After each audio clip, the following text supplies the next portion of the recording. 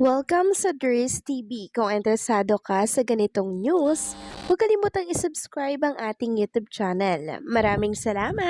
Welcome back again sa ating YouTube channel mga kakimpaw, and sa update natin ito ang pag-uusapan natin ay tungkol sa mga importanteng kaganapan kina Kim and syempre kay Paula Avellino. Meron po akong good news sa inyo mga kakimpaw. Sa mga OFW natin, may good news po ako sa inyo at ikakatuwa niyo po ang malaking balita tungkol kay Kim and syempre kay Paolo. Pero bago po ang lahat mga kakimpaw, nais ko lamang pong magpasalamat sa inyong walang sawang pagsuporta at pagsubaybay sa mga daily update natin. Kaya naman bilang pansalamat, narito po yung isang komento na babasahin natin patungkol ito sa naging previous update mula ito kay Ginang Nenita. Sabi niya dito, matagal nang magkasintahan si Paolo at Kim Dres. Tinatago lang nila parang 2 years na yan sila during Secretary Kim. Yung panahon na nagpunta si Paolo sa Cebu at umuwi din si JP sa Cebu. Nag-unite sila as a family. Kasali na nila si Paolo, matagal nang tanggap si Paolo sa family tree at humingi ng pahintulot si Paolo sa ama ni Kim dahil matagal nang minahal ni Paolo si Kim. Nag-wait lang siya tamang panahon na wala ng boyfriend si Chinita, kaya alam ko na si Kim na ang babaeng ihahatid niya sa altar. Maraming salamat po sa inyong napakagandang komento, Ginang Nenita.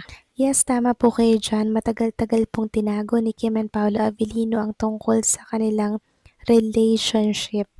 Dahil inaantay po talaga ni Paolo Avellino at Kim Cho yung tamang pagkakataon para po i-anunsyo ang tungkol dito. Katulad po kanina, 'di ba? Talagang pinagsigawan ni Chinita Princess ang status nila ni Paolo Avellino. May right time, may right timing mga kakimpaw para po sa lahat. Kaya maging ako naniniwala ako na si Paolo na din mga kakimpaw ang lalaking maghahatid sa altar kay Chinita Princess. Basta keep praying lamang, okay? So maraming salamat po sa inyong komento. God bless at mabuhay kayo. So eto na nga pag-usapan na natin ang mga balita po na nakalap natin sa gabing ito at unahin na nga nating pag-usapan ng tungkol dito sa pagtawag kay Kim and Paolo Avellino na the global phenomenon. So bakit nga ba naging record-breaking ang Kim Pao World Tour mga kakimpaw? Narito po ang paliwanag. Blending magic and milestones, the Kim Pao phenomenon goes global. Hindi lang basta tour kundi isang kasaysayan, saksi sa record-breaking chemistry ni na Kim Cho at Paula Avellino habang sinasakop nila ang world stage. Bakit nga ba bonggang-bongga at record-breaking ang Love Kim Pao World Tour 2026? History makers matapos ang sunod-sunod na sold-out show sa US at Canada mula Fox Theater Redwood City hanggang Anaheim at iba pa. Naitatak ng Kim Pao ang kanilang lakas sa global audience. Global demand, isa ito sa pinakamalaking turnout para sa isang Filipino Love Team World Tour sa kasalukuyang henerasyon. Patunay na walang kupas na suporta ng fans sa iba't ibang panig ng mundo. Unstoppable chemistry, mula telebisyon hanggang world stage, ramdam ng buong mundo, ang kakaibang magic sa Kimpaw lang ang kayang, na Kimpaw lang ang kayang magbigay. So congratulations kina Kim at Paolo, hindi lang kayo nagbasag ng record, pinuno nyo rin ng pagmamahal ang puso ng fans sa buong mundo, sobrang nakaka-proud. So yan po ang dahilan mga kakimpaw kung bakit tinawag silang the global phenomenon and record-breaking itong Kim Pao World Tour. Samantalang next topic naman, pag-usapan naman natin itong big news, good news kay Kim and Paolo na ikakatuwa po ng lahat lalo na po ng mga OFW natin dyan po sa iba't ibang panig po ng ating mundo. So bakit sila matutuwa mga kakimpaw? Dahil ito sa isang news ng ABS-CBN mga kakimpaw na kung saan sinabi po nila na dahil nga po successful itong 4 na show ni Kim and Paolo Avellino sa US and sa Canada, inaasahan daw po na dadalhin ang Kim Pao World Tour sa mas marami pa daw pong bansa mga kakimpaw. Ibig sabihin, may part 2 pa po mga kakimpaw ang Love Kimpaw World Tour. Yes po, tama po kayo ng naririnig mga kakimpaw. Kakabalita lamang po ng ABS-CBN, sinabi po nila yan na inaasahan po na dadalhin ang Kimpaw World Tour sa iba't ibang panig po ng mundo pagkatapos nitong 4 na show nila sa US at sa Canada.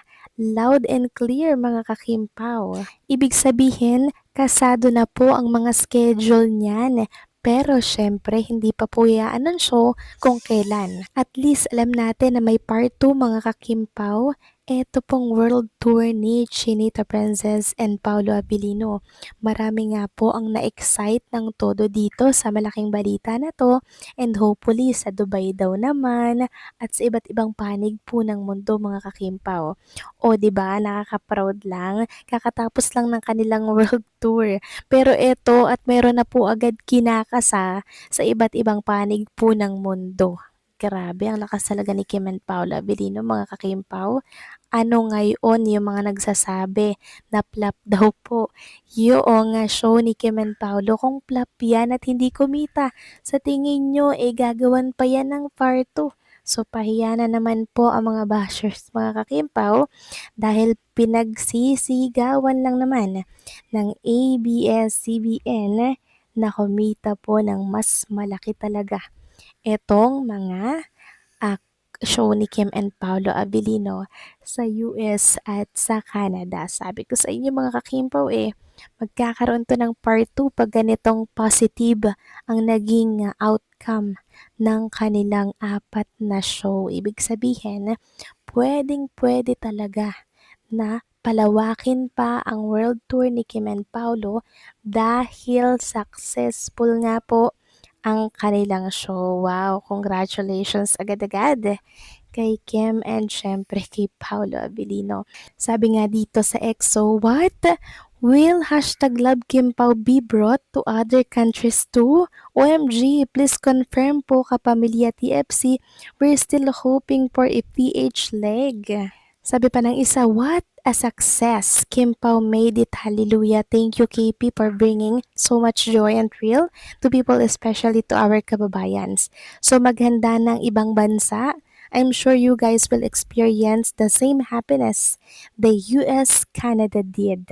Yes, mga kakimpaw, maghanda na po yung ibang bansa dyan na kung saan ay talaga namang pupuntahan ni Kim and Paula Abilino. Sana po ang Dubai ay isa sa mapasama po sa Kim Pao World Tour dahil marami din po nating mga kababayan dyan na supporters ng Kim Pao. Again, congratulations sa napaka-good news na balita ng ABS-CBN. So paano mga kakimpaw, hanggang dito na lamang po ang update natin. Maraming salamat po sa patuloy na pagsuporta.